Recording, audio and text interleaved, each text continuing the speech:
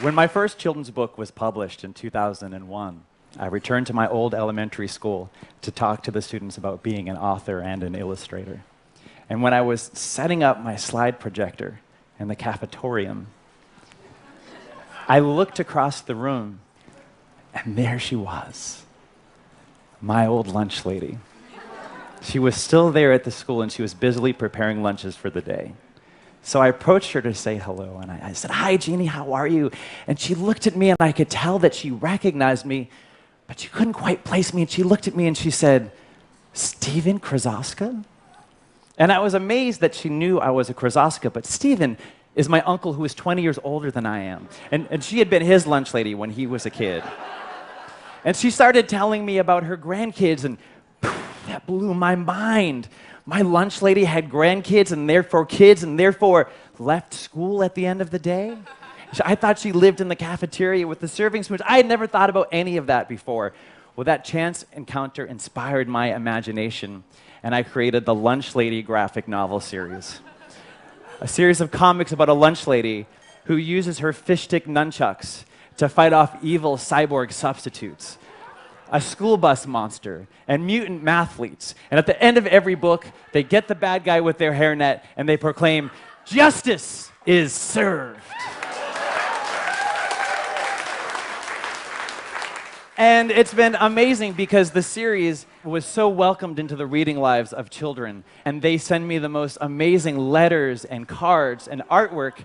And I would notice as I would visit schools, the lunch staff would be involved in the programming in a very meaningful way. And coast to coast, all of the lunch ladies told me the same thing. "Thank you for making a superhero in our likeness."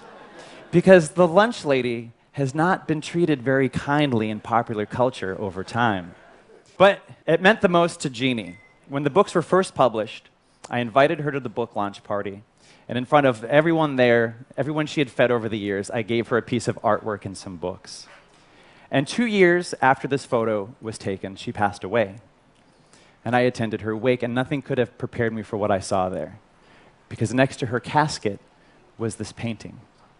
And her husband told me it meant so much to her that I had acknowledged her hard work, I had validated what she did. And that inspired me to create a day where we could recreate that feeling in cafeterias across the country. School Lunch Hero Day, a day where kids can make creative projects for their lunch staff. And I partnered with the School Nutrition Association, and did you know that a little over 30 million kids participate in school lunch programs every day? That equals up to a little over 5 billion lunches made every school year. And the stories of heroism go well beyond just a kid getting a few extra chicken nuggets on their lunch tray. There is Miss Brenda in California who keeps a close eye on every student that comes through her line and then reports back to the guidance counselor if anything is amiss. There are the lunch ladies in Kentucky who realized that 67% of their students relied on those meals every day and they were going without food over the summer. So they retrofitted a school bus to create a mobile feeding unit, and they travel around the neighborhoods feeding 500 kids a day during the summer. And kids made the most amazing projects. I knew they would. Kids made hamburger cards that were made out of construction paper. They took photos of their lunch lady's head and plastered it onto my cartoon lunch lady, affixed that to a milk carton, and presented them with flowers. And they made their own comics, starring the cartoon lunch lady alongside their actual lunch ladies. And they made thank you pizzas, where every kid signed a different topping of a construction paper pizza.